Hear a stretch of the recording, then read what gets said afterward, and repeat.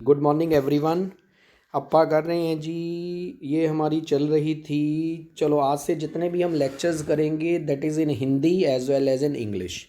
ठीक है जी। पंजाबी में तो लिखा ही हुआ है, क्लियर है। एंड ये हमारी है 30th, क्या है हमारी उड़ान की शीट है। चलो देखें पहला क्वेश्चन। चलो पहला क्वेश्चन देखिए क्या है। Malaria is caused by, malaria किसके द्वारा फैलता है? मलेरिया किसके द्वारा फैलता है जी? ये प्रोटोजोआ के द्वारा मलेरिया फैलता है। इसका आंसर क्या होगा? प्रोटोजोआ। बेटा एक एक क्वेश्चन को कॉपी पे लिखो, जो मैं एक्स्ट्रा लिखाता हूँ वो भी लिखो साथ में। आफ्टर 50th सीट के बाद हमारा ये इसका टेस्ट होगा पहला। क्लियर है। चलो आगे सेकंड क्वेश्चन। कहना प्रोबेबिलिटी, जो प्रोबेबिलिटी किस, the probability that can't exist. अब हमें ये याद रखना है कि जो प्रोबेबिलिटी होती है या इसको संभावना कहते हैं हम, प्रोबेबिलिटी की जो वैल्यू होती है वो हमारी हमेशा ज़ीरो से बड़ी होती है, वन से छोटी होती है। संभावना हमेशा ज़ीरो से बड़ी होती है, वन से छोटी होती है। प्रोबेबिलिटी की वैल्यू हमेशा ज़ीरो एंड वन के बीच में लाई करती है। अब देखते हैं, कहता है इसमें से कोई कौन सी संभावना नहीं है। ये तो ज़ीरो एंड वन के बीच में है, 2/3, ये तो सही है।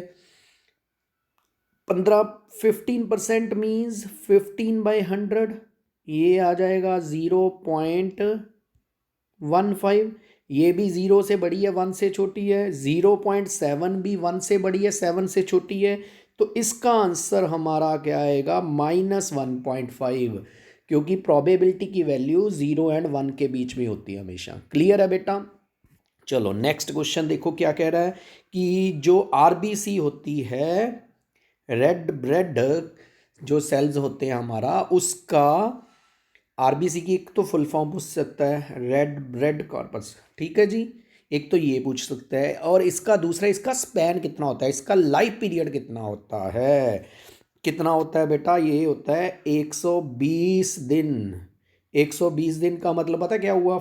ये भी हम कह सकते हैं कि आरबीसी का जो लाइफ पीरियड है, एक तो लिख सकते हैं हम 120 दिन, या इसको कह सकते हैं हम 4 मंथ्स। कितने मंथ्स?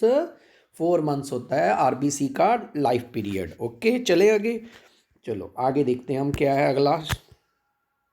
आई होप आपको ये सभी समझ आ रहा होगा। अगर आपको पसंद आ रही हो तो वीडियो तो ज़रूर लाइक करो जी, शेयर करो चैनल को एंड सब्सक्राइब करो। नेक्स्ट देखिए, जो सेल होता है, सेल की जो किचन, किचन मीन्स जहाँ पे सेल के सभी जितने भी पार्ट्स हैं उसका निर्माण होता है, मेन ये कह सकते हैं। वो किचन का क्या नाम है? उसको कहते हैं हम प्लास्टिड।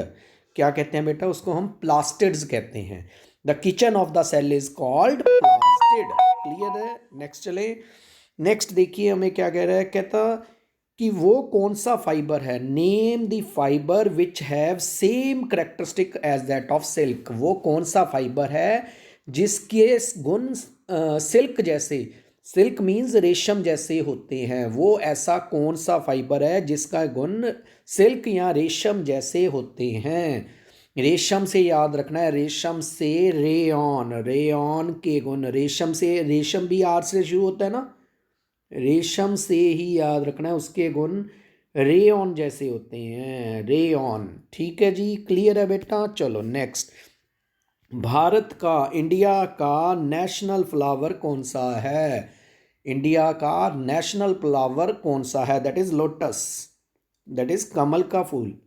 ठीक है जी, लोटस। चलो एक आपके लिए होमवर्क है, आपने मुझे ये बताना है कि पंजाब का नेशनल, पंजाब का स्टेट फ्लावर कौन सा है? क्या वो भी लोटस ही है या कोई और है? ठीक है जी, क्लियर है। ऐसे हमारे नेशनल एनिमल कौन सा है? सभी को पता होगा ये तो, national animal that is tiger.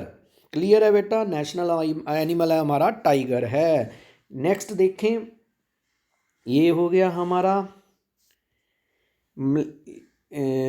Just wait, एक रह गया हमारा। हाँ जी, जो नेक्स्ट है हमारी, दैट इज एक नॉवल है पवित्र पापी।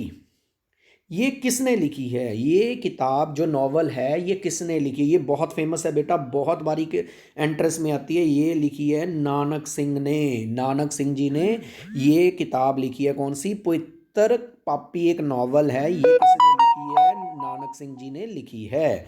नेक्स्ट, ये जफरनामा जी के बारे में मैंने आपको बहुत बारी बताया हुआ है, ये एक पहले भी आ चुका है इसका क्वेश्चन कि Zafarnama was written by which Sikh guru. ये आपको पक्का पता होगा मेरे ख्याल से, ये श्री गुरु गोबिंद सिंह जी के द्वारा लिखा गया था।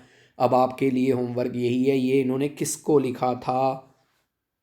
ठीक है, एक चमकौर साहब की लड़ाई हुई थी, उसके बाद ऐसा कुछ लिखा गया था। आपने कमेंट बॉक्स में मैसेज करके बताना है, आपको हिंट दे दिया। ठीक है, किसी मुग़ल को लिखा गया था, किस मुग़ल राजा को लिखा गया था, ये आपने कमेंट बॉक्स में मैसेज करके बताना है। एंड लास्ट क्वेश्चन है बेटा, दैट इज़ जो हमारा नेशनल स्पोर्ट्स डे होता है, इंडिया का नेशनल स्पोर्ट्स डे, वो कब मनाया जाता है? वो 15 अगस्त के बाद जो आता है अगस्त, दैट इज़ 29 अगस्त को वो मनाया जाता है।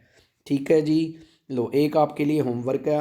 चलो, आपको ये तो पता होगा कि हमारी नेशनल गेम कौन सी है। इंडिया की नेशनल गेम वो क्रिकेट नहीं है जी, वो हॉकी है। ठीक है, हमारे इंडिया की नेशनल गेम, या हम सीधा कह सकते हैं national game of India is hockey. Clear है? लो बेटा, ये आज के क्वेश्चन थे। अगर वीडियो पसंद आए तो लाइक करो, सब्सक्राइब करो एंड चैनल को शेयर ज़रूर करो। थैंक